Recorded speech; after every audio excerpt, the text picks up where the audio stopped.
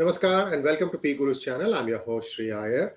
Today's guest is Abhijit Iyer-Mitra. We are picking up from our missed Ask Abhijit program that we couldn't do it yesterday, but he's here today. But first, let's ask him about the status of his Twitter account. Abhijit, namaskar and welcome to PGurus channel. Well, and thanks for having me on. My Twitter account is good. I'm technically unlocked.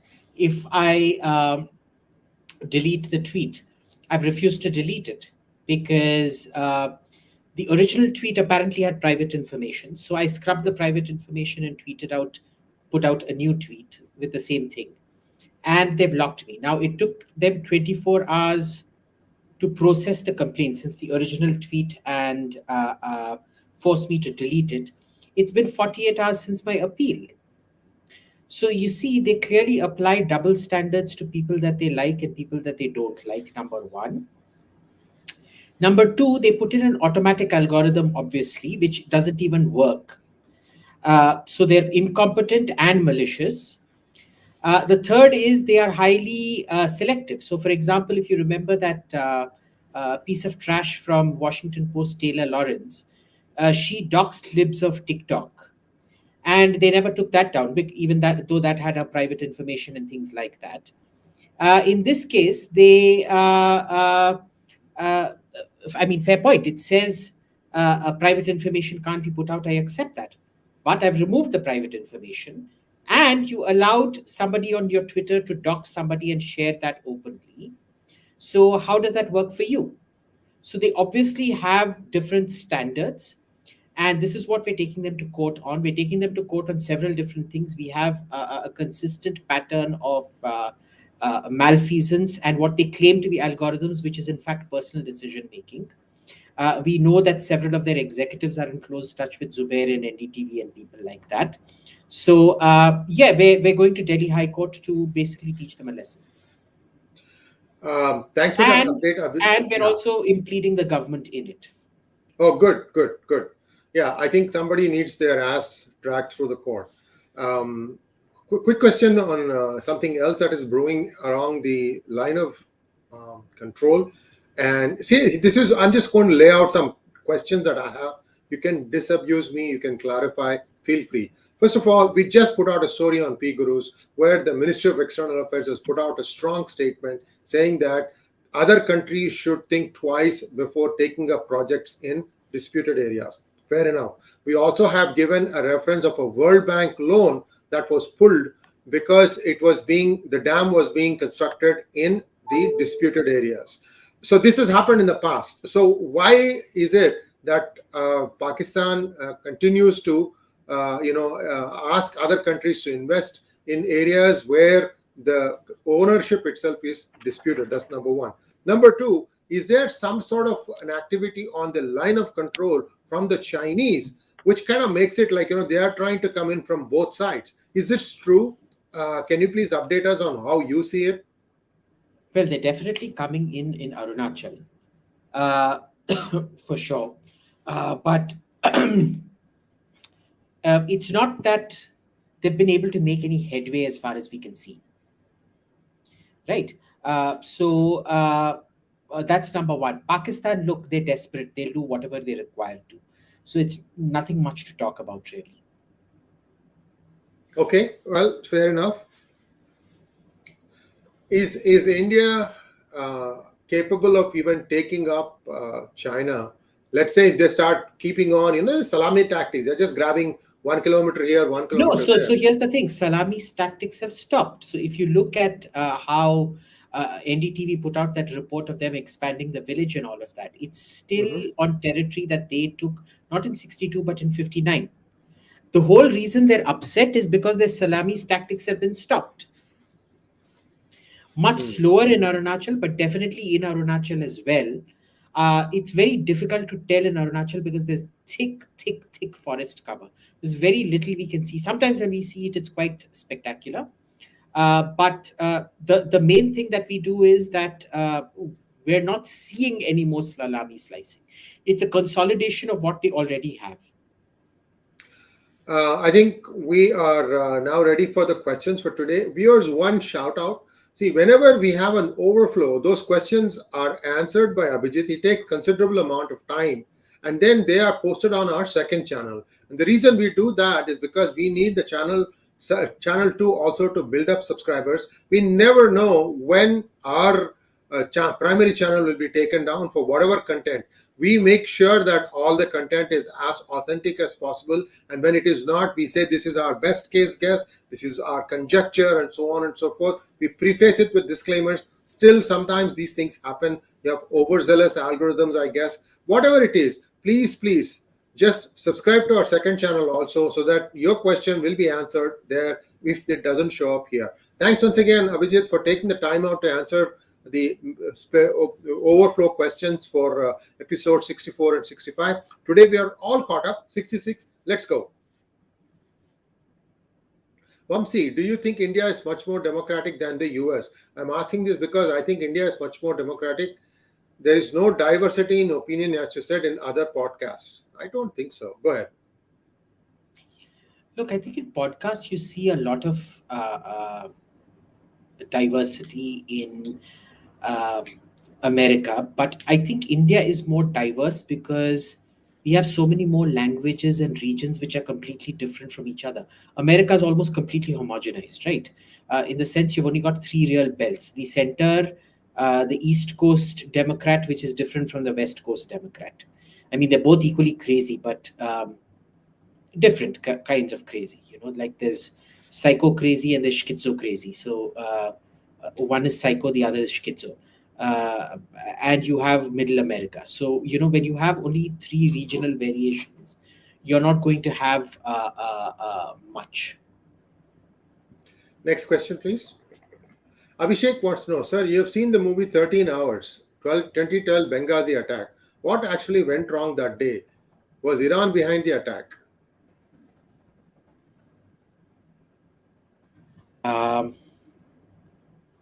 I doubt that very much. It was basically an intel failure.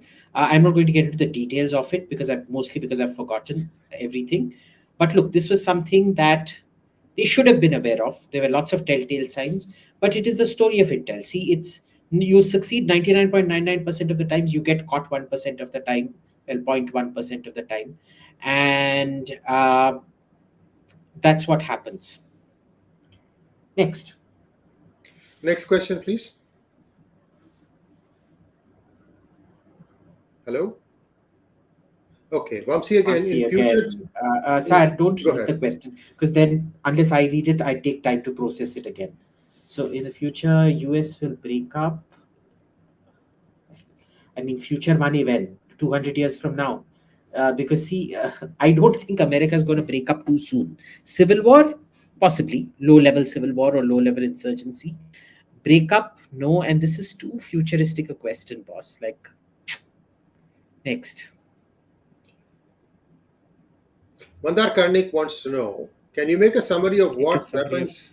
Go ahead. Sorry. Weapons have worked in on the Russian and Western side. See, it's tactics as well. Initially, all the Ukrainian weapons were working. The M777 was working, the Switchblade drone was working, the Turkish 𝙤𝙬𝙤𝘀𝑒𝑟 drone was working, and then they all stopped working. Why? Because the Russians adapted. That is what a great army does. You have a weapon. It's what viruses do.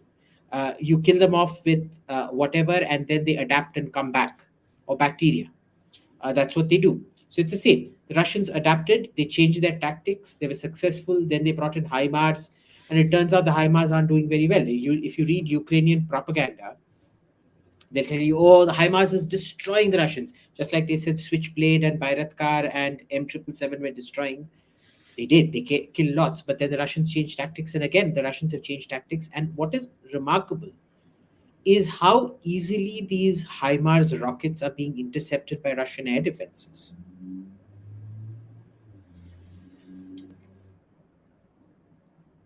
Kapil Gund, is India doing enough in the nuclear energy field? Well, look, have you seen any new reactor come online? Even the Indian experimental reactor, have you seen it come back online? Every year the Hindu puts out saying it's going to go critical, it's going to go critical, it's going to go critical. I've seen the same news for the last 10 years. I don't even know what's happening out there. And usually, we're people who, if we're even moderately successful, we think we're the most successful. So, well, there's nothing realistically happening. If there should be lots of indigenous reactors being built. Clearly, nothing. And in a way, we're doing out of failure what other countries are doing out of ideology. Other countries are going woke and stopping nuclear. We are doing it because we don't have anything to really put out there and prove. Before we go to the next question, I have a question for you, Abhijit. Kudangulam, there were supposed to be, I think, 4 or 5 nuclear reactors. Only one got commissioned. The second one was about to come online. Looks like the DMK has stopped it, or whatever happened, it is stopped. DMK can't stop it. DMK can't stop it. Okay, so it's not right now critical. It's not gone critical. See, I don't know. I haven't checked up. I haven't checked, so I won't know. Yeah, we wrote a story about that. My point again I'm trying to make here is, what is your alternative? You're going to burn coal to generate electricity? Well, I mean, I don't know what they think they're doing. Because we haven't seen anything big in the nuclear sphere in quite some time now. What's the point? Because nuclear energy, if you use it properly, is the cheapest, cleanest form of energy. Right? But we don't seem to want to do that. So I don't know what anybody's up to. If you actually look at the nuclear Department of Nuclear Energy, Atomic Energy Agency figures, the budgeting for future nuclear reactors is non-existent right now. It's been slashed. So obviously there's a loss of confidence or something from the central government over nuclear whatever. They're spending on lots of things, but nothing seems to fructify. And nuclear, they don't seem to have much confidence. They keep putting out these news stories, but if you actually check the budgetary allocations, they're not high. They've reduced. See, even Abhishek, if you always talk about how... Sorry, I just want to finish the conversation on that nuclear energy. You see, the challenge is India has a long coastline. So you can put up a fair amount of nuclear plants. If you don't do that, where are you going to be able to cater to the energy needs of the South? South doesn't have hydroelectric plants. There's no water there, no perennial rivers. So here's the thing. This is always the problem with India. How do you have growth? See, growth, economic growth, at least manufacturing growth or even services growth, requires more energy. Where is the energy going to come from? No idea. How are you going to achieve a $5 trillion economy? $5 trillion economy can't be built on the basis of existing power. You need a heck of a lot more installed power. But the first step to doing that is to make your energy grid profitable, which means you have to save stolen energy, which is what, $16 to $20 billion a year, which we don't do. We burn the money. You can technically bring down the cost of a reactor to between $1 and $2 billion. But assume with all the current hiccups and things, it's still $4 billion. We can build, with the amount we lose in stolen electricity, we can build 4 reactors every single year. We're not. Right? So when are you going to crack down on any of that? First, you crack down on it, then you make your energy grid, then you start investing in your energy grid. Where is growth going to come from? I mean, growth, unless you're looking at aloo pakoda walas on the streets, that's your idea of growth, but you're not going to reach $5 trillion frying pakodas on the street. Last observation, and then we can go on to the next question. See, people say that, we can make up with solar energy. Solar energy is 15% efficiency conversion. It is just a joke. You can't make up with solar energy. Let's say it's the more sustainable amongst, it can pick up the extra load. So for example, I think all houses should have solar water heaters. Yes, okay. That's a good one. During the daytime, if there's a current loss, you can link it up to solar just to run a fan or something like that, or 2-3 fans, 1 fan per house or something like that during the day. But all of that is fine. But remember, again, it depends on how big you're willing to build. What are the building standards you're willing to adopt? Are you willing to, for example, force everybody to have double glazed windows, which saves energy massively? You won't do that. So there is more loss, more loss, more loss. In the north, in Bangalore and Madras, I see everybody has solar water heaters. In Delhi, I've hardly seen a single solar water heater. So it's uneven, it's not thought out, there's no clear movement towards it, nothing. Next question, please. You go ahead and read it. Abhishek, I always talk about the conflict economy. Why such kind of economy never developed in Maoist areas and in Northeast? What makes you think it did not develop? It did develop. In fact, what do you think Salva Judum was? Salva Judum was very much a conflict economy. The Maoists themselves were a conflict economy because they were basically taking hafta. If you had to go there, the government would arrange a negotiator to go into the forest and negotiate your mining lease for you. Did you know that? So they used to do that. There was very much a conflict economy out there. A lot of police were siphoning off funds meant for informants and things like that. It didn't last long enough, but there was very much a conflict economy which would have gotten completely entrenched. And surprise, surprise, you know what happened? The main backbone of the conflict economy on the government side was Salva Judum. And it was the Naxals who wanted it, the urban Naxals who wanted it banned, because they were so effective against the Naxalites. So they don't realize this. It was actually the urban Naxals who ended Naxalism. They asked for the ban on Salva Judum, so people lost their jobs, they lost security and all of that. And then the state was incentivized. There was no incentive to make peace. There was no incentive to keep allowing the pot to boil. So they just went ahead and ended the insurgency. It's that simple. And I know a lot of urban Naxals who regret the day they ever asked for a ban on Salva Judum, because mostly unka dhanda chaupat ho gaya uske baad. Self-inflicted wound. Kapil Gund.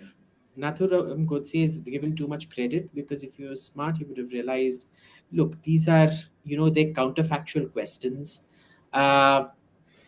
In those days, it's very easy to see it today, where you become a non-hero. But in those days, remember, Nehru, for all his incompetence, remained a hero for the same 15, 16 years that he ruled. So I don't think that would have happened. But it may have happened. Who knows? Next. Lone Wolf TV. Is leadership an art or a science? It's definitely not a science. It's tactile. You learn from your surroundings. And you make mistakes. And it's not a science because you can never know the entirety of what is happening. In fact, you know less in leadership than a lot of other things, because there's too much to process, there's too much to integrate and things like that. And how should a leader leverage skills from multiple fields? Well, we don't. So basically, you need highly competent technocrats who have no chance of winning elections. The problem with the BJP is it gets highly incompetent technocrats with no chance of winning elections, because even intelligence is a threat to them. Next. Mr. Lee. In a recent social media study in Hinduphobia, Iranian trolls were posting anti-Hindu memes in collusion. I have no idea, Mr. Lee. I would have to look at this before. I can add to that. What happened was we published a story which was it was a study put out by NCRI. It's an institute out of Rutgers. Interesting, isn't it? I mean, Rutgers also has a lot of anti-Hindu, propagation lies. And NCRI put out a study whereby they found that state actors such as Iran were posing as Indians and Pakistanis on Twitter to basically sow hate. And this was easily caught because the Twitter feeds showed the origin of the account. So they didn't even bother trying to hide it or do something like that. So what is Iran's interest in trying to sow the seeds of Hinduphobia in India when most Indians, especially the government of India, considers Iran as a critical trading partner? Has James Bond talked to them about all this shit that they have been peddling? We haven't. I think that might be part of the problem, because we've given up on Iran. We see them as being completely useless. We've been trying to construct that thing into Afghanistan for the last 20 years. They never let us do it. So India's just thrown up its hands in the air and said, "Tata, bye." Take it at your own pace. But we're no longer blowing hot on Iran anymore. We've gone cold. So it doesn't matter to us. But go ahead, finish it. It's all right. In an ideal society, which profession should be given? Boss, there's no such thing as an ideal society, right? In Australia, if you want to migrate, for example, butchers and barbers are rated higher than chartered accountants and things like that, because it's an in-demand profession, right? So it's different things in different places. What is a chartered accountant going to do in the Thar Desert? Nothing. So it's very regional, and it's very specific to locality, availability, etc., etc., etc. Do you know, like I can tell you, in Australia, a car mechanic used to make more than the CEO of the hotel I used to work in. Amazing but true. So enjoy. Next, also Mr. Lee. The EU has banned Russian gold imports. Is it the right time for India to cut duty on gold imports from Russia? That's a good question. I don't know, Shri. You tell me what the financial implications are. The whole existence of Dubai is because of boneheaded policies by India to try and tax the gold import that was happening. Today, so much so that countries like Russia and African countries route all their gold through Dubai, and then there is a well-oiled machine that is receiving them, especially in Kerala and some of the West Coast cities. And this is all, the customs is corrupt. Most of them are corrupt. There are one or two you will find who are actually trying to stop this menace. But gold is being brought in as gold dust, which they are amazingly able to put it back together to make it usable gold. Gold is a malleable and ductile material, so you can twist it, make it as thin as you want. You have seen people wearing gold saris, completely made of gold. Malabar jeweler, one of those jewelry shop owners' daughter's wedding, the guy had a gold sari for his daughter. And the challenge that I see is India needs to kind of keep track of how much gold is coming in. Don't worry about taxing it, because every ounce of gold that you keep, you can use that to basically peg your currency against gold. I don't know why India never thinks about doing that. Instead of doing this basket of currencies, which makes no sense at all. If you have gold, if you know some accurate estimate how much gold you have in the country, you can peg your currency against that. I don't know why India never thinks out of the box on such things. I think the main reason is that the trust in Indian financial instruments is so low that they'll all go in for gold. They'll start hoarding gold. Because remember, even today, the most useless in terms of local industry is Kerala. Even the Kerala chief minister's daughter's husband didn't set up his software business in Kerala. He set it up in Bangalore, in BJP Bangalore. So what happens here is, if you go to Kerala, you'll see all the ads are either for houses or for gold. So gold and property are fantastic investments if you have no faith in your financial instruments. So my belief is that India's need to tax gold has to do with the local people's lack of faith in the rupee.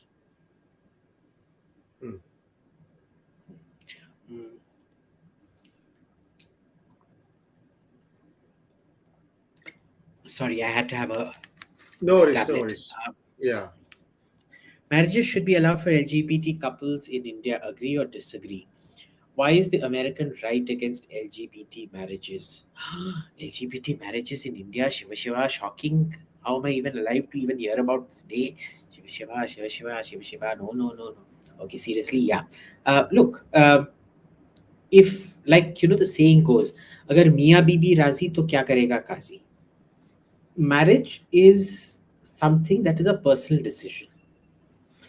You can't really say who gets married to who. You avoid uh, uh, uh, uh, polygamy because or polyandry because there is the scope of exploitation.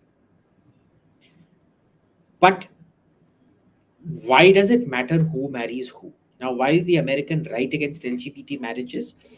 They went that vitriolically against as they've become. And mostly it has to do not so much with the LGBT, it has to do with all the other ABCD soup that you get, which is polarizing politics more and more and more. And this is one of those issues, alas. Same Kanda Batata, I'm learning to cook Indian food. What are some mistakes to avoid in cooking that a majority of Indians do? That's a really good question. I should study. What are the mistakes? Okay, the first is not steaming your rice after you boil it. After you boil the rice, I've seen people literally boil rice, and the moment it's soft, they'll remove it, strain it, put it on a plate, and serve it up. You should never do that. You should strain it, you should put it back in that hot bartan and cover it and leave it like that for about 10-15 minutes. The other thing that people do is when meat comes from the pressure cooker, they immediately take it out. They remove the pressure and immediately serve it into the serving bowl and serve it up. You should never do that. The meat will remain hard because it needs about 10-15 minutes for the molecules. The molecules are in an agitated state. They need to rest. The third is overcooking vegetables. I'd recommend everybody go check out OPOS, one pot, one shot. It's this cooking technique. It's a really good technique, but the videos are really boring. They don't know how to make videos very well. But it's really good because you need very little energy or an induction or even on fire to make really tasty vegetables instead of cooking the living daylights out of them with 6-7 whistles. One whistle, remove steam, as in lift the pressure thing immediately, is enough. So I think those three things: steam your rice after boiling it, rest your meat before serving it, and don't cook the living daylights out of your vegetables. One little thing that I would like to add is use your nose when you are cooking, because you shouldn't put all the things in one shot, close the lid and let it boil and then turn it off. It doesn't work that way. Each one has a certain smell and spirit, and some things have to be added at the very end. Just let it saute, and you know what I'm talking about, Abhijit. You can tell us. Yes. So, for example, one of the things that I learned was my cook used to make this fantastic bindi when I was a kid, bindi and chapati.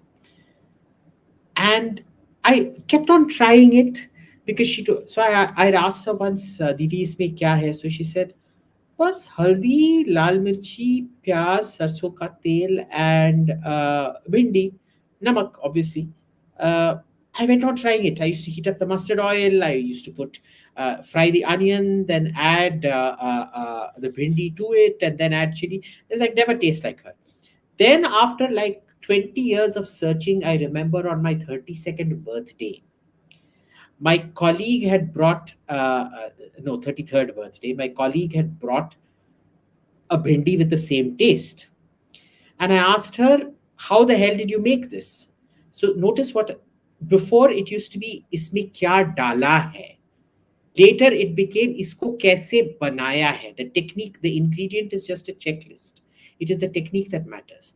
And the secret was that you fry the bhindi in mustard oil first, and you put the onion at the end, towards the end of the cooking. So it shouldn't cook too much. It should just lose that raw edge, but it should have a slight Crunch. raw flavor. Crunch, yeah. That's what makes it. So it's little things like that. Next question. Go ahead, Abhijit. Abhijit Mohanty, why is the religious discourse of Hinduism dominated by the Puranas and Itihasas instead of the Vedas? I don't see it that way. I think it's more a case of when you say you see the discourse dominated by it, where? Because I'm not seeing it. Mostly on my Twitter timeline, when I see it, it's mostly Vedas and less of the Puranas and Itihasa. I mean, Itihasa is kind of, but very less the Puranas, mostly the Vedas. So I don't know where you're coming from. Maybe if you could get specific on where you're seeing this, I could try looking into it. Next. Pravar Chaturvedi, a bit off topic. Is an average Indian Muslim relatively less radicalized compared to a Pakistani Muslim? Yes. Yes. And you know why? In Pakistan, there are no consequences for radicalization. In India, there are. There are social consequences of radicalization. The problem is we tend to confuse radicalization with religiosity. It is not the same thing. Okay. But yes, the average Indian Muslim is less radicalized than the Pakistani Muslim, primarily because of the fear of consequences. Ask AIM, as an Indian, would it be worth it to take up an engineering job in China? Yeah, it's perfectly safe taking up an engineering job in China. You'll probably learn a lot as well. I would need to brush up on your Mandarin. Yeah, I mean, if you want to live comfortably, you better know Mandarin. Otherwise, you're not going to be very this thing. Is Ladakh too safe? Yeah, Ladakh is 100% safe, man. There's never any shooting going on. Go there. No terrorists, no shooting. It's the best place to visit. Mandar, what do you think India's policy vis-a-vis Taliban rule going forward? Make friends. Make friends now, because there is not a single government in Afghanistan that has always remained anti-India. They may start anti-India, but they all turn anti-Pakistan. Make friends now. Make friends quickly. Before we answer the next question, viewers, I have a small request for all of you. We are airing our videos on podcasts, and I think 7 or 8 podcast platforms. And we don't have a way of monitoring all those things. But if you could do us a favor and on YouTube, give us an input on how you see the experience listening to this on podcast, that will be very useful. For example, we are reading the question here. Why are we doing that? Because if you're just listening to this conversation, and if Abhijit just starts answering the question without reading the question, then you don't know what the question was. It becomes incomplete. So I just want some input from you guys on how your podcast experience is of PGurus programs. Thanks once again, and let's go over to the next question. Abhijit? Did Ambedkar make a huge blunder by copy-pasting European Enlightenment values via an Abrahamic-style constitution? Chetan, no, I don't think he did. I don't think he copy-pasted a European model. I think it's a model that suits us quite uniquely. There were many models he could go into. I would really urge you read parliamentary debates. I only started reading them about a month or so back. And I was quite taken aback at the amount of thought that Ambedkar had put into things. You know, when this whole India is a union, not a union of states, and not this thing comment that Rahul Gandhi made, I tweeted it out. Ambedkar was very clear that it is not a union of states. They are not equal partners. The center is much higher. The center can shove things down your throat. So it was not a copy-paste at all. There was a lot of thought put in, and that's when I've been reading a lot of these constituent assembly debates. And I would say in 90% of cases, Ambedkar was more right than he was wrong. 10%, of course, everybody gets wrong. I mean, nobody can be 100% right, boss. But 90% is a huge margin. Huh? Most people are 50-50. Ritu Patel. Farmers being discouraged to produce food in EU and America pushing green agenda like crazy. No, in fact, farmers are not being discouraged in the EU. There's a movement towards all this organic farming, and EU farmers are spoiled rotten.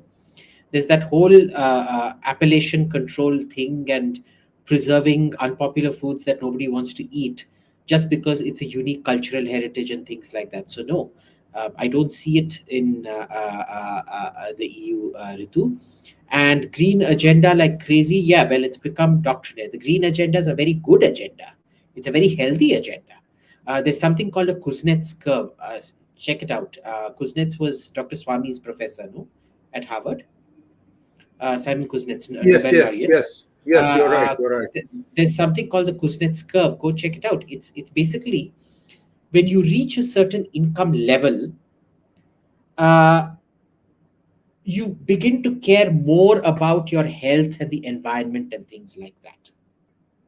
And that is where the need for green overtakes the need for subsistence. That you live a good life and now you want to lead an even healthier life. You want less pressure around you in terms of pollution, visual pollution, sound pollution, etc., etc., etc. So, and the green energy is the basic dynamo of your future economy. It's a very good thing because this is what pushes innovation. The issue isn't going green, the issue is the pace of going green, being forced to go green within a certain time period, dogma and ideology surrounding it, not developing redundancies, not accepting that certain kinds of green energy are not worth the effort. For example, I believe windmills are not worth the effort. I do believe solar is worth the effort. There is limits to what solar can do, but it's definitely worth the effort. Okay, they don't do that. So it's, yeah, I mean it. You could say that part of it is it's not self-sabotage. It's more greed. Because remember, green energies have a huge hold, and this whole environmental lobby has a huge hold on liberals. So it is what it is. It's rushing blindly, like it's like the charge of the light brigade, basically. Next, Gaurav Kataria. How do you think Indian tourism will be impacted by the negative press? It hasn't really. I mean, tourism has remained more or less static for a long time now. The last time it picked up was when you had that Discover India campaign, something like that. And that was all media. There was no actual investment in infrastructure and behind the scenes things. So it was a marketing gig. But it did lead to a bump in numbers.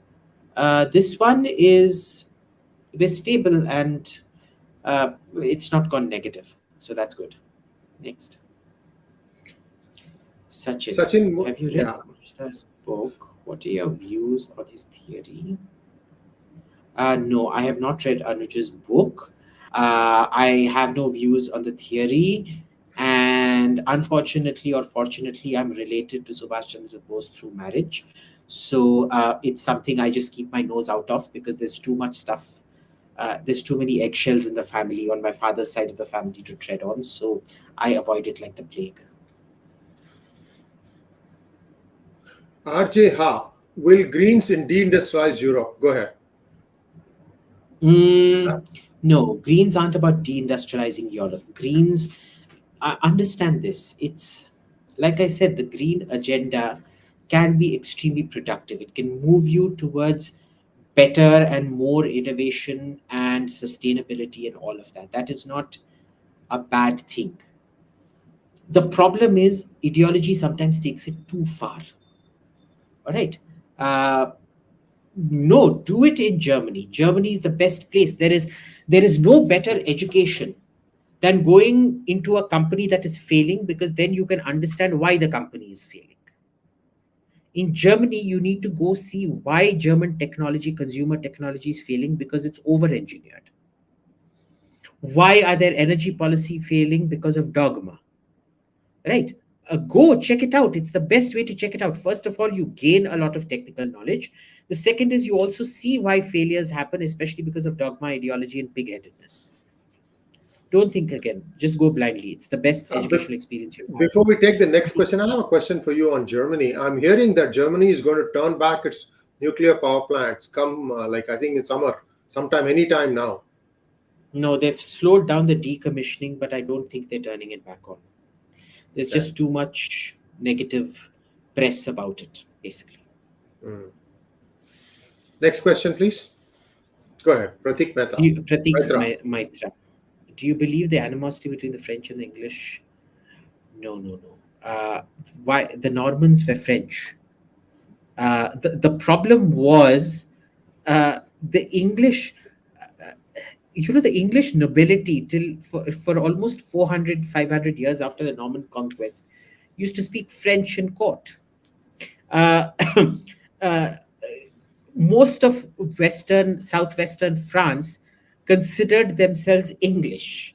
The concept of a nation state hadn't developed at that point of time. So this traditional thing that you see between France and England, as you would have it, has nothing to do with the modern way in which we look at the Anglo-French rivalry. The actual Anglo-French rivalry, if you look at it, starts when England becomes Protestant, number one. And even there, it's not a full start. The start comes much later. It really starts with the run for foreign conquest, which is foreign colonies and things like that, and mastery over Europe. So it's really more of a 1700s, 1800s, and 19. By the 1900s, it had calmed down. So the 17 and 1800s. Technically, if you look at it, the Anglo-French rivalry, the way we understand it today, in the concept of England even thinking of itself as a country and France thinking of itself as a country, only starts around the 1700s, because even the concept of a immutable French nation, and the French had a concept of themselves as a nation even before England did, was because of the 100 Years' War. Because of the British, the French developed a notion of themselves, and that happens in the 1400s. Then in the 1500s, you have the religious schism. The 1600s is where everything is brewing. Remember, the 1600s, the hub of everything happening was the 30 Years' War. And that's where the Treaty of Westphalia, which lays the concept of a modern nation state, comes from. And it's from there, following that through the 1700s, that this actual English French rivalry starts. You can say even maybe late 1600s, maybe, but no earlier than the mid to late 1600s. Before we go to the next question, I have a question for you, Abhijit. The 1700, the famed battles between Dupleix and Robert Clive in India, Dupleix is rumored to have better armaments and equipment, and yet they ended up losing. What do you think went wrong for the French? So, this was like this was like a 5 mark. 5 marks used to be a long form answer in the CBSE paper that we studied. Mostly, it had to do with the fact that even though the French East India Company was a private company, there was a huge amount of micromanagement and things from the French government. Whereas the British company, even though it was technically government, there was very little to no interference from the crown in it. So it was free to run things as it wished. And it owned more land than the British government at one point of time. Remember, it was the government at one point of time. It was the company that ran government, whereas in France, the government ran the company. So it's primarily that was it. It was people in France sitting with no clue of what was happening, who didn't back up Dupleix as much as they should, provide him with as much as they should.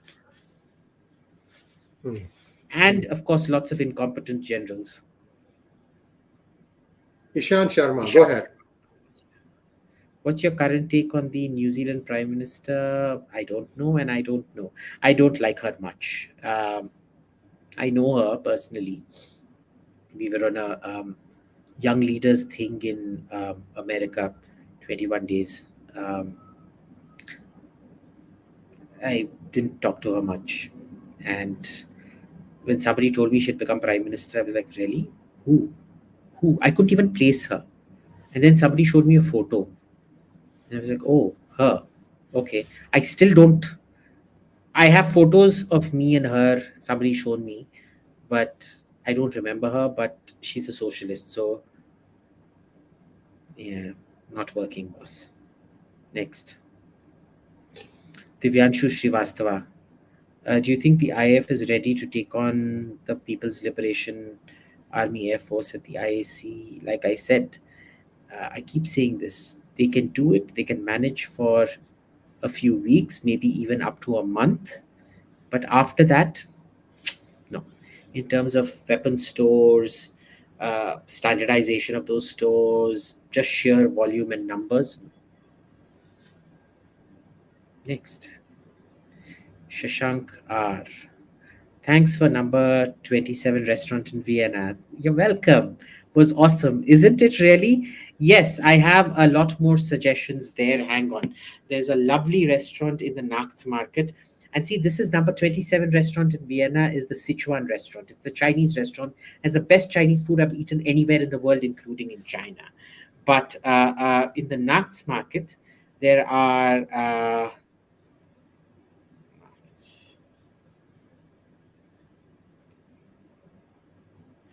there is a particularly nice restaurant for proper Viennese food, which is oh well, I've lost my orientation. Oh yeah, there it is.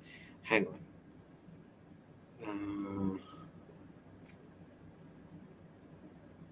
Hang on.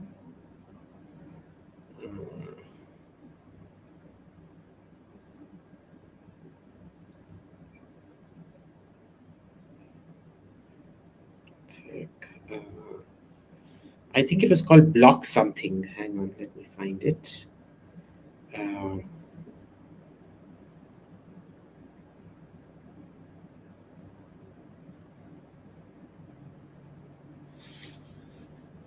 Oh, I can't find it, but I will let you know if and when I find it. But you can't go wrong with just eating at any of those central places in the Naxmat. Also, there's a sausage stall near the Albertina, near the entrance to the Albertina behind the opera. That's lovely. It's got the best sausages anywhere in the world. They've got about 14 different kinds of sausages. Can I send you a location? Can you put it up? Sure, sure. Okay, I'll tell you what this thing is. Hang on, let me just check the opera.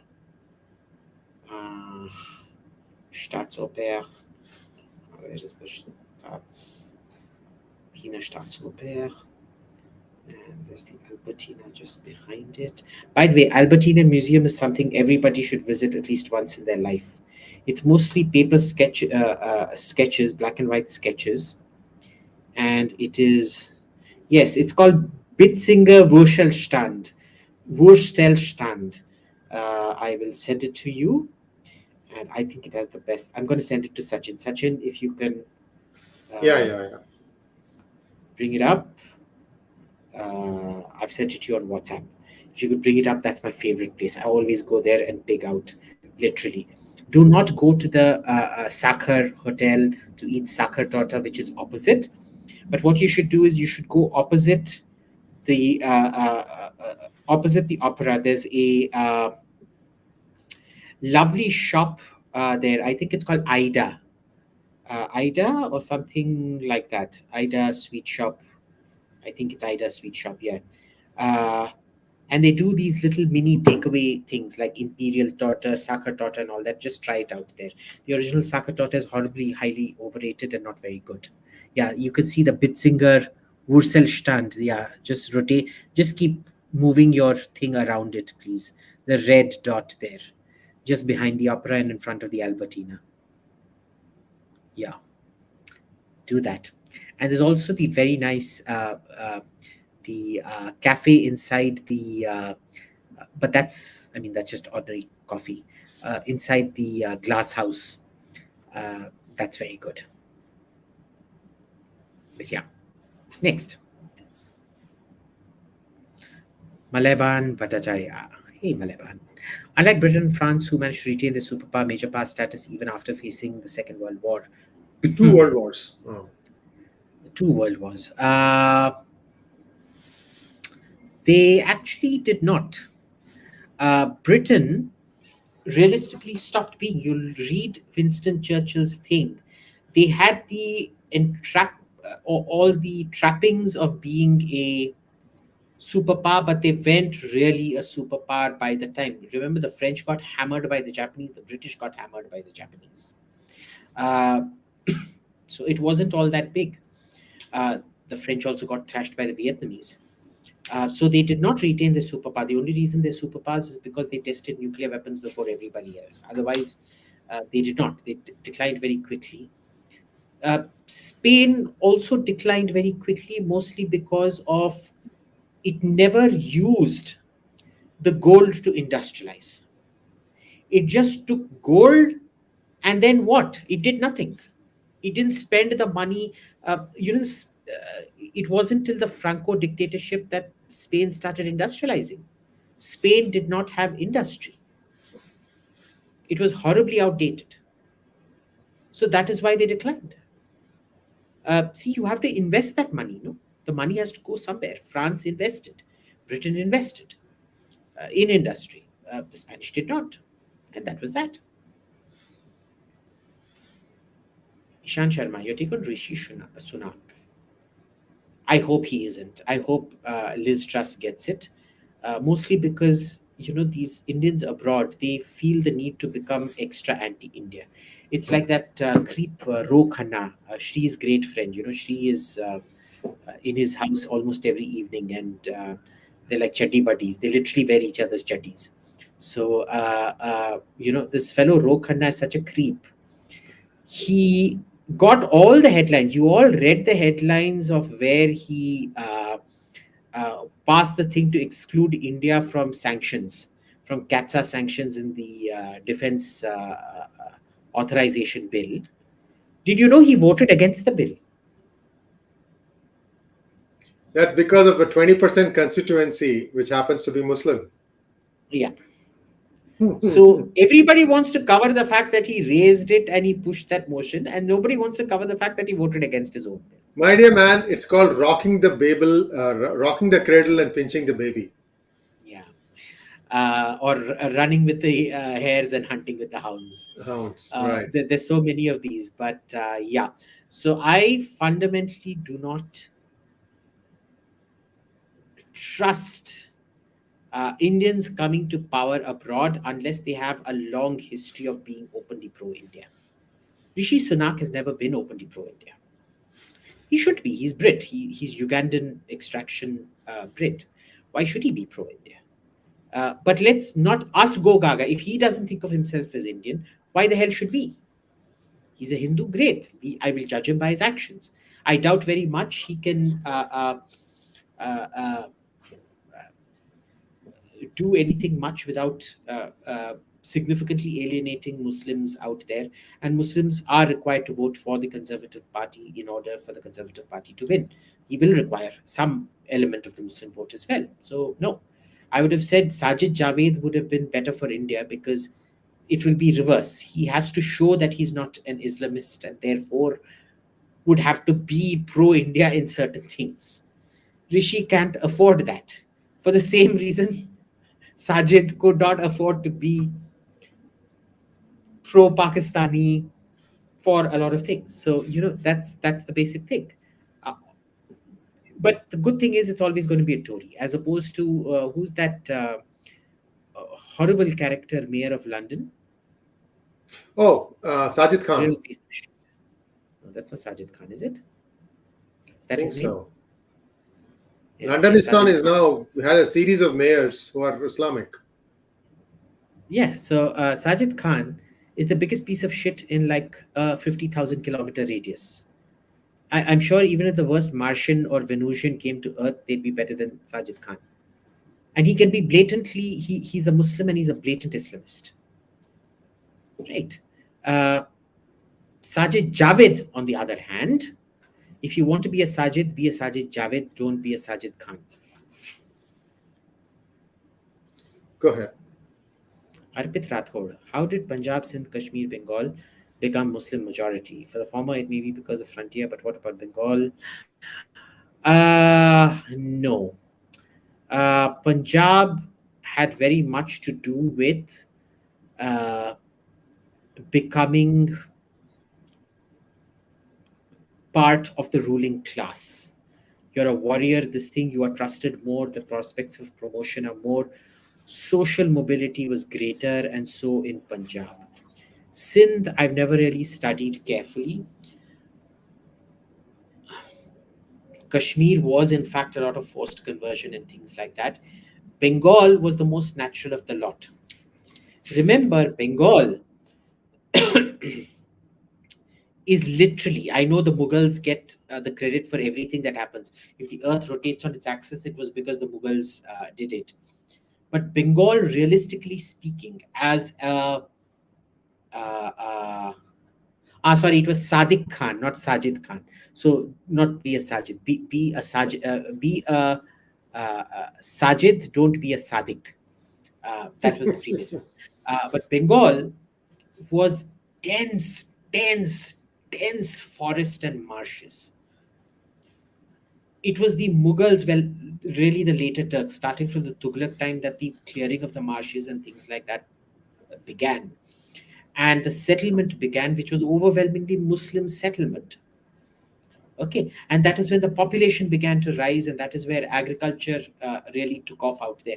You look at, you tell me what great empire has ever come out of Bengal. People say the Palas and the Senas. You go look at Pala and Sena architecture, it is nothing compared to Odia architecture or Bihari architecture. Bengalis today claim they are way ahead of the Odiyas and Biharis. Yeah, Bihar gave us two empires, no, the Mauryas and the Guptas. The Odiyas gave us several empires, the Gangas and all of that. Kalingas, what did Bengal give us? Yeah. But so you go look at the temple architecture out there, it is very rudimentary and crude. So understand, the greatness of Bengal actually does begin with the Turks. And that is why the overwhelming majority were Muslims, traditionally. What will be the future of the ADMK? Will OPS join BJP? I don't know. If yes, what will be the caste equation on the ground? Well, if he does, I still don't know. Is EPS also a Tevar, Shri? No, OPS is a Devar, EPS is a Gounder. Okay. So here's the thing. Annamalai is a Gounder. Yes. Now, traditionally, it is the Tevars who are pro-Hindutva, or at least not inimical to Hindutva, not the Gounders. So I've never understood why they made a Gounder like Annamalai head of the Tamil Nadu BJP. Because I've never seen a big Gounder swell for BJP or Hindutva or any of that. Have you, Sri? No. Sorry, I disagree. Kongu Nadu, which is the Kongu belt, which is where BJP is the strongest today. ADMK and BJP are very strong there. I think they chose Annamalai because he was a clean man, honest guy, and doesn't have any blot on his career as an IPS officer. And I think he has a charisma. You should listen to some of his speeches. They ask him all sorts of questions in press conferences. He's expected to know the escape velocity of Jupiter, whereas the other side, they just keep lobbing simple questions. So I don't think, well, look, the Tevar counterbalance is a very delicate one. It's impossible to tell without actually having that thing come about. But the Tevars have traditionally been very strongly, I won't, not pro-Hindutva necessarily, but they've stuck on to Hinduism much more so than others. So let's see.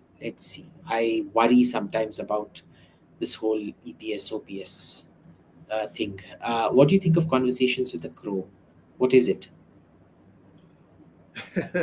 I have no idea. Bhargava Pota Kamuri.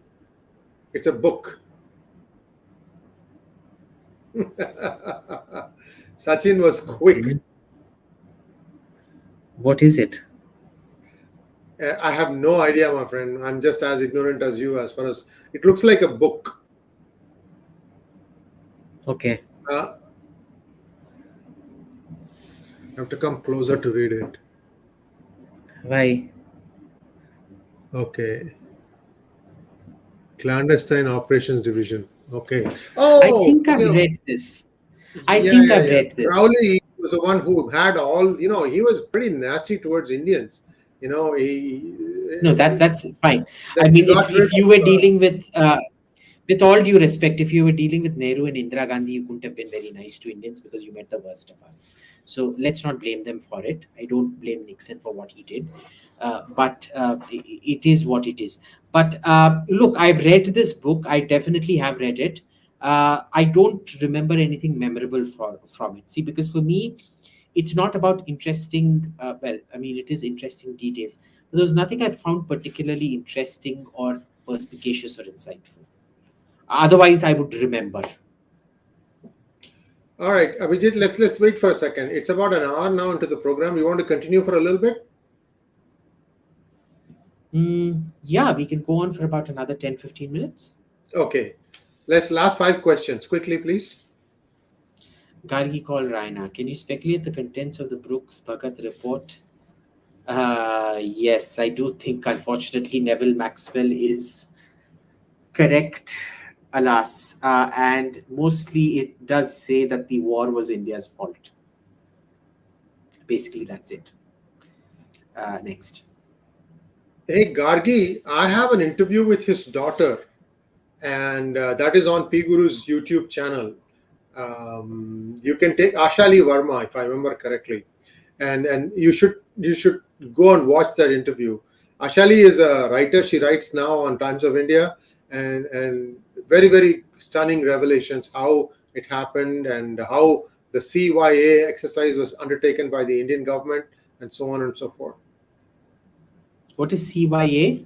Cover your ass. Acha, okay.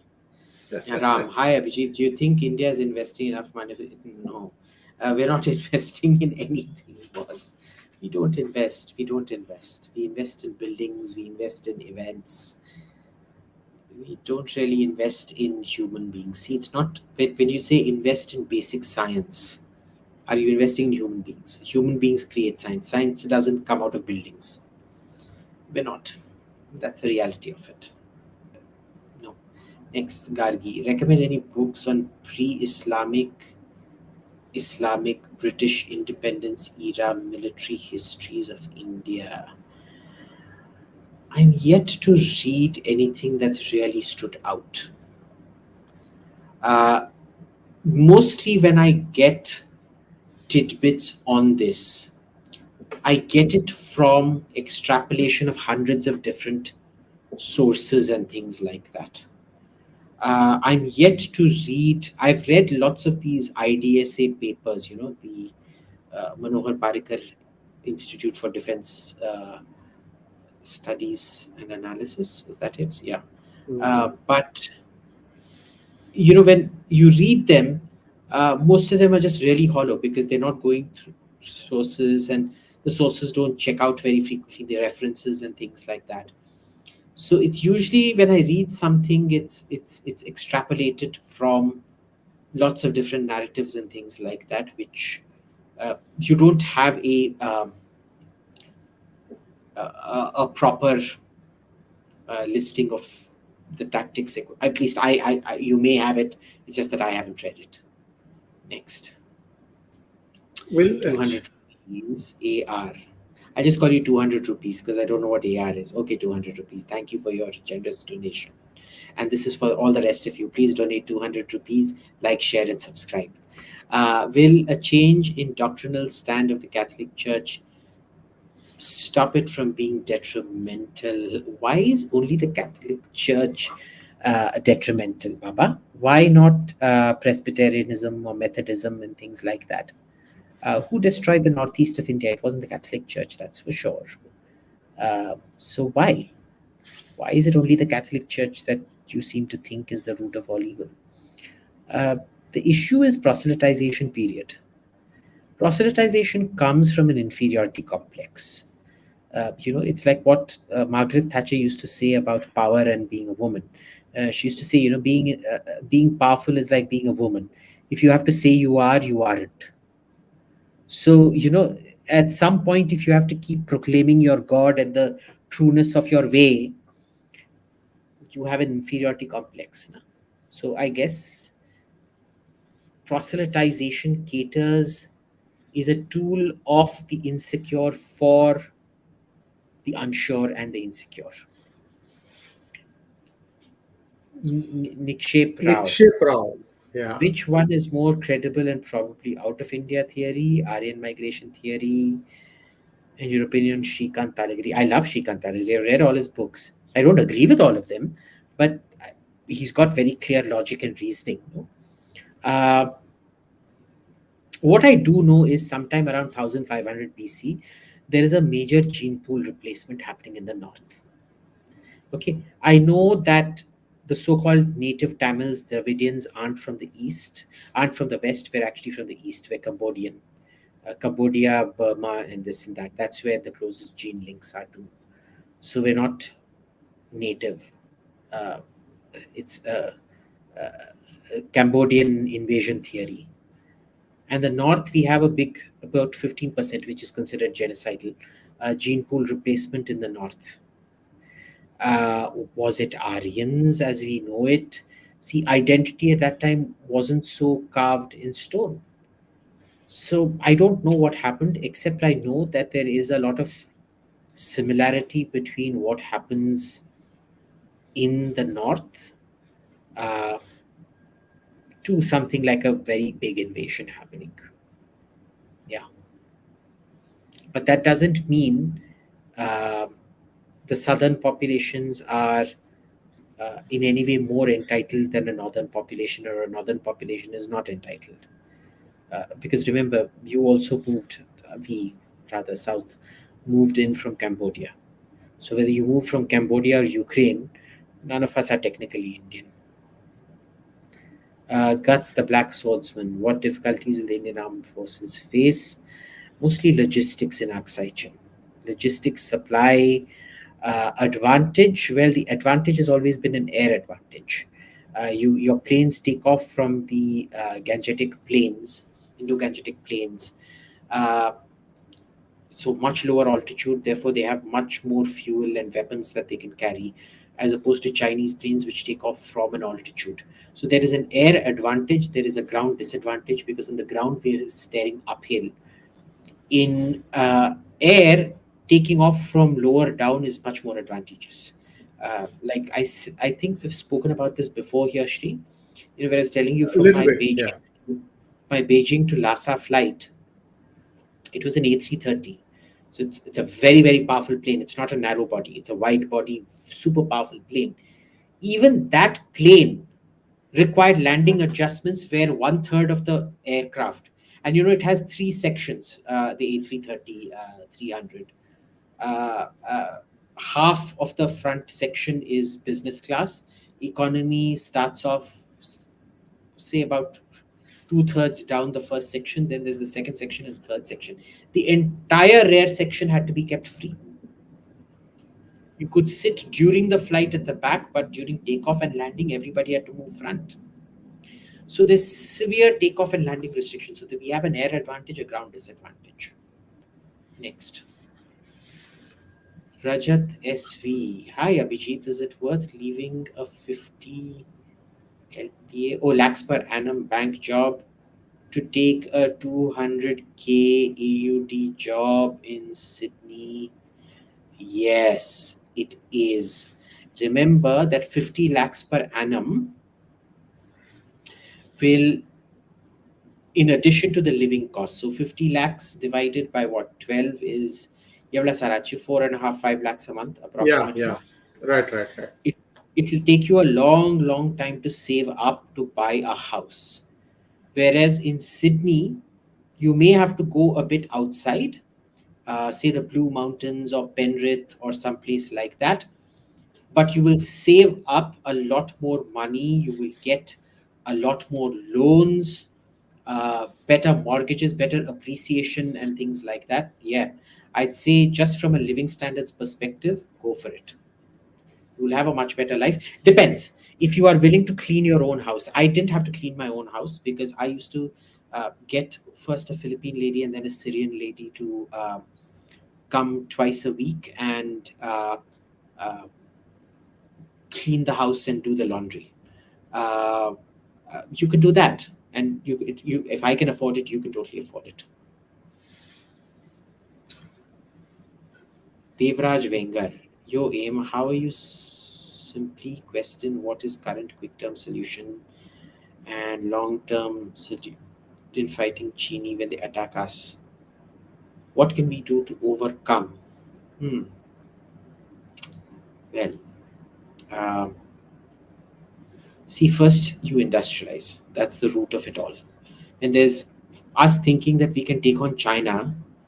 The difference between us and China economically is almost the same difference as between Pakistan and India. No, we think Pakistan is deluded. Why shouldn't the Chinese think we're deluded? Number one. Number two, have to be realistic in terms of short-term solutions. Once you are realistic in terms of your short-term, what you are willing to accept in the short term, then your responses are then suitable. The problem is, how do you prevent escalation, which split into the long term? You can't. You can never realistically do escalation control. The Chinese won't necessarily behave the way you expect them to behave after you do certain things. Okay, guys, after this, one more question and that's it. So,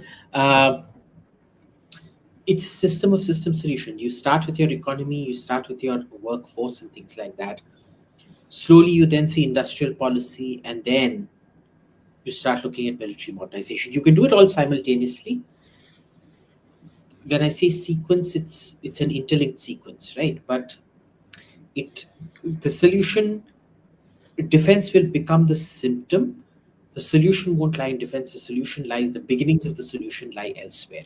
So, for example, if you say, Sir, Shri wants to kill you, Shri is coming with an arwal.